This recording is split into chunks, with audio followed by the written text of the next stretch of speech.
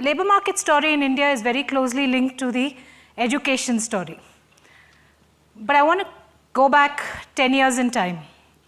2007, I was working with the UN for ILO. It was a very important day of my life. It was 9 years into my tenure. In India, numbers are large. We wanted to scale up the child labor program to 256 districts.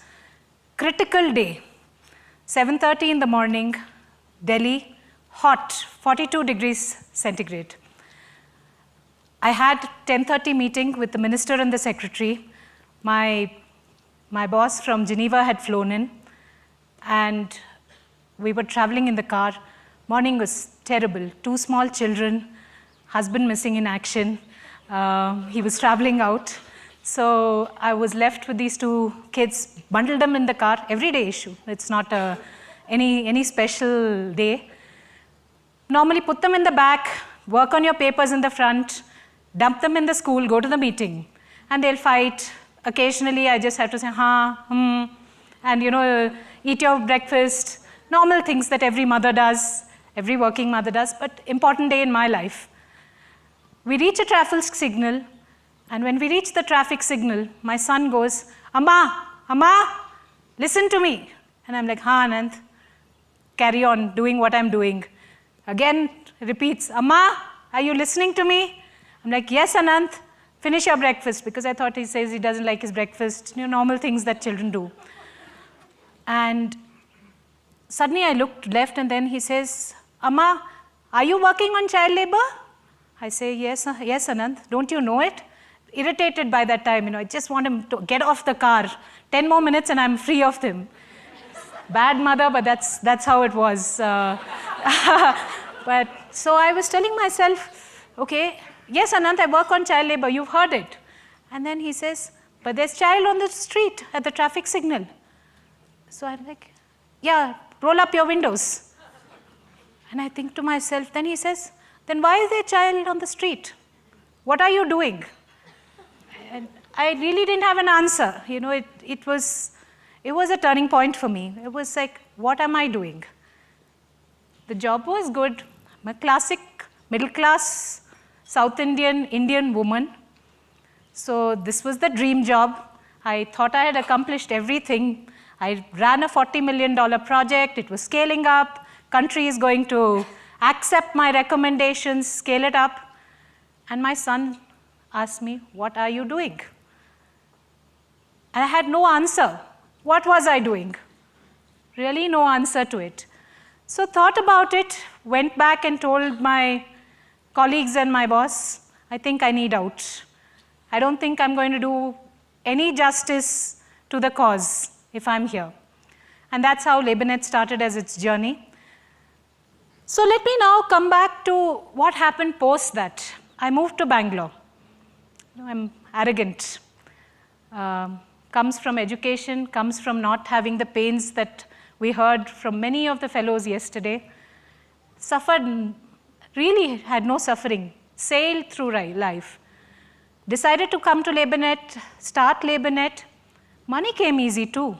There were some nice people here, people who you call partners. Ford Foundation, America India Foundation wrote a piece of paper and said, I want to do this. They funded me. Moved back to Bangalore, started LabourNet. 2010, I had burnt 3 crores, which is $750,000 in those days. Take a match, put a fire, burnt the money. Model didn't work. I was trying to connect workers to work, was registering workers and connecting them to work. They didn't seem to want our service. I felt what was wrong? There was something fundamentally wrong. Every place you went, the people were working in the informal sector. They were parents, they were children, they were working as families, they were street vendors, they were construction, there was manufacturing, they were working. I was convinced that the model was right. They needed their wages to go up. There were middlemen. I was trying to cut the middlemen.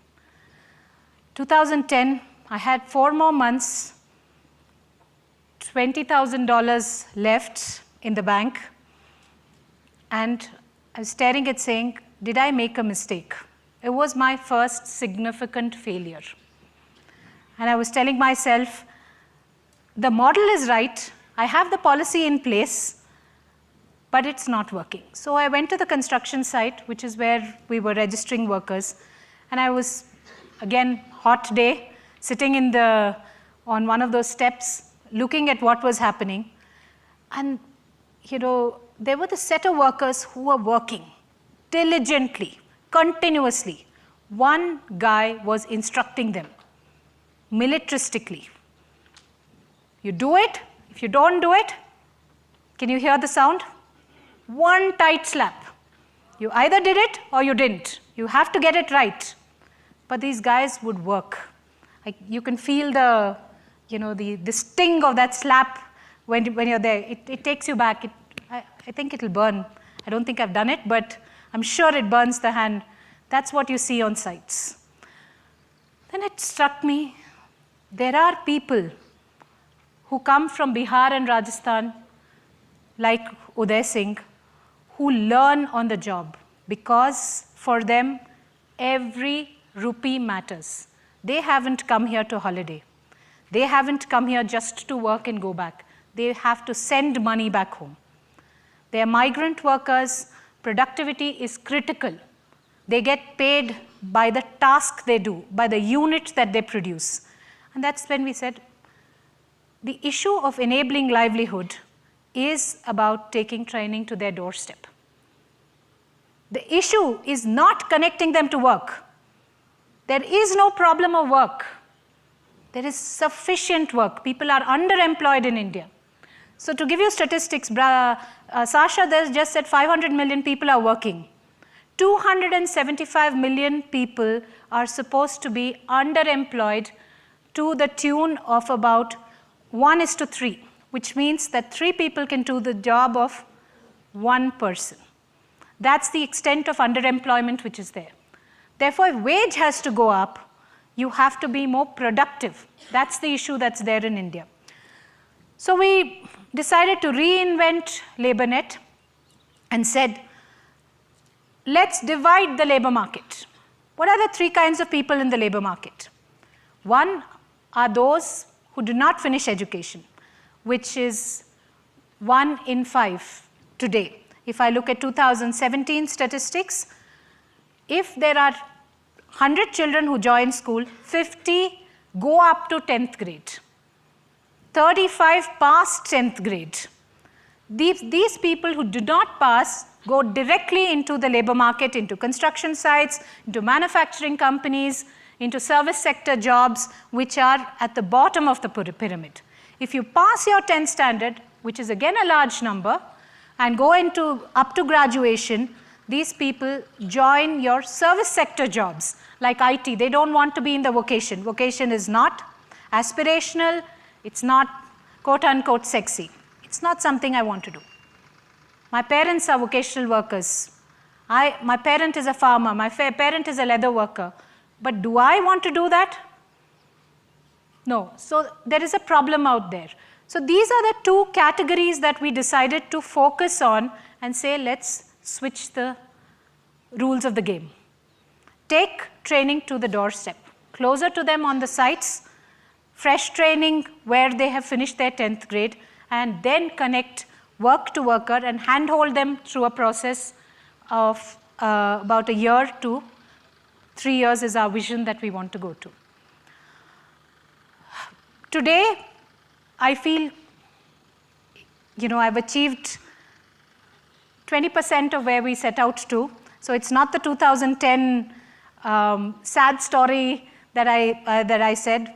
So Acumen, MSDF were kind. They said 2013 we'll invest in you. What was our revenue at that point of time? Anybody wanted to guess? Somebody will have to do, I'm going to call on Vaibhav wherever he is, because I'm bad with the rupee to dollar translation.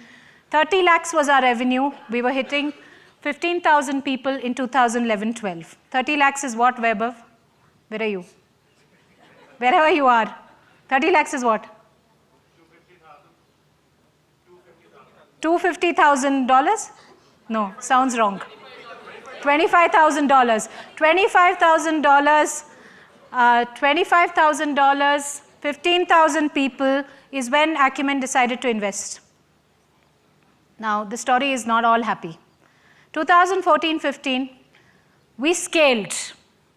We scaled tremendously, but we went after the top line. We went after the number of people that we're doing. We didn't look at metrics. We said, you know, when you're doing well, it's absolutely brilliant. Everybody's telling you you're doing well. So we went. And then we had losses. We had a loss of 17 crores. Somebody has to do the numbers for me. I tried to mug it up, but it doesn't work. Whatever the number is, $3 million. So we'd reached a revenue of 35 crores. 35 crores is? $7 million top line, $3.5 million loss. We had reached 150,000 workers. Model is not sustainable. People cannot grant fund us perpetually because that model is a dead model in my opinion. The state has been doing it. The market is not recognizing it.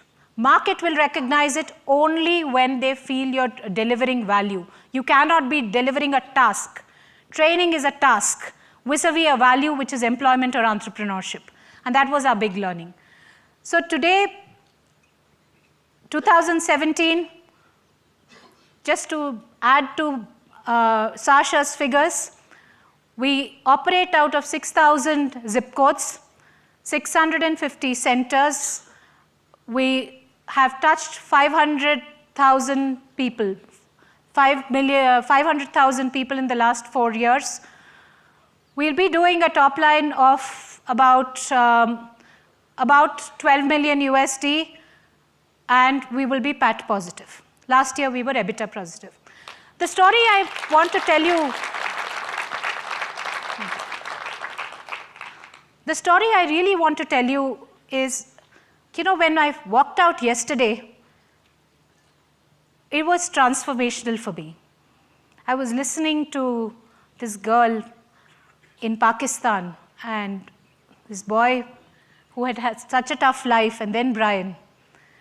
Morning, it was Good Society reading, and I was telling myself, do I even have a right to be here? Why am I here? Have I suffered? Answer is no. Have I struggled personally? Answer is no. Have I faced discrimination? Answer is no. Have I won trust of other people, taken their money, and then did what I wanted to do? Answer is yes. So, you know, what right do I have to be here? And then I told myself, you know what?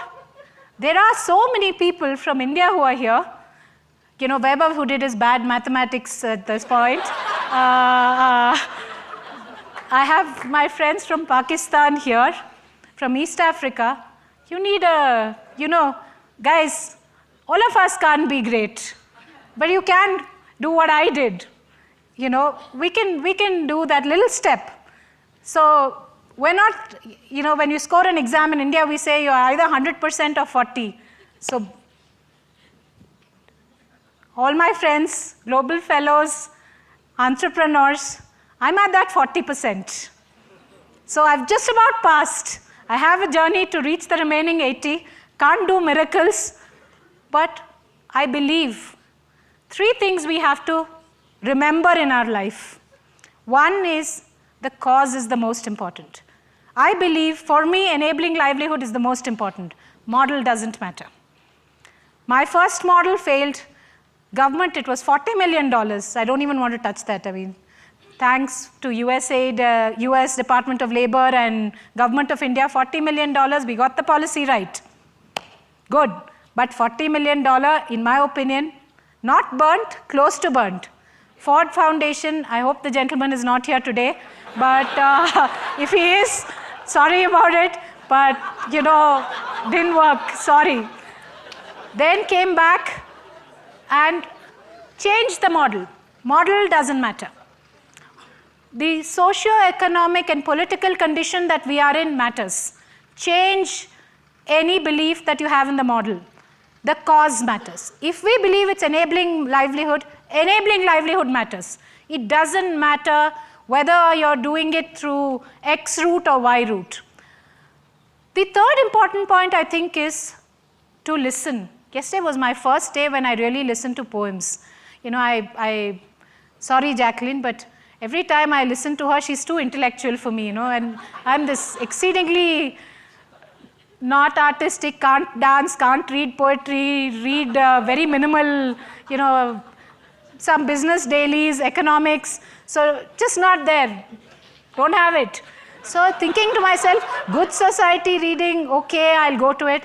And then I suddenly found, okay, even I can understand a poem, you know. And there were people who were half my age there who are brilliant. So, and they change perspective. I have my namesake here, who I was telling Carlyle refused to partner with me, but they're doing brilliant things. I have to learn from them. You know, longevity is very high in my house. People live up to 90, 100. So I have a good 50 more years. So Pat, hearing for it.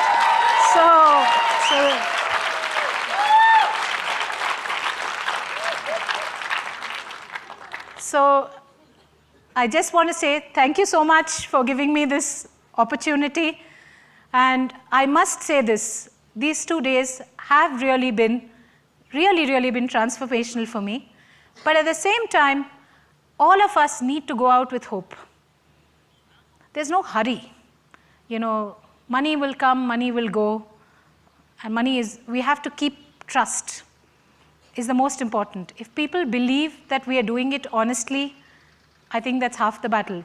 And this I'm not saying only from donor or funder. It's the people who we are serving. They need to trust us. If they don't trust you, you can't, you know, we're not God. We're not here to deliver sermons. We have to act. And that acting is what I call upon each one of you to work with us and get there. Thank you so much.